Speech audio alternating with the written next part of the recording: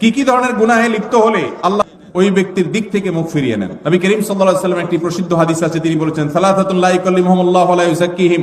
তিন শ্রেণী মানুষ আছে, তাদের জন্য চারটা শাস্তি হবে। নাম্বার 1, যে ব্যক্তি বয়স্ক হয়েও ব্যভিচারে লিপ্ত হয়েছে, এই ব্যক্তির সাথে আল্লাহ কিয়ামতের দিন কথা বলবেন না, আল্লাহ তাকে পবিত্র করবেন না, তার দিকে চেয়ে তাকাবেন না এবং তাকে কঠোর শাস্তি দিবেন যে সে প্রাপ্তবয়স্ক, বিবাহিত, বৃদ্ধ, এরপরও সে জেনায় কেন লিপ্ত হলো।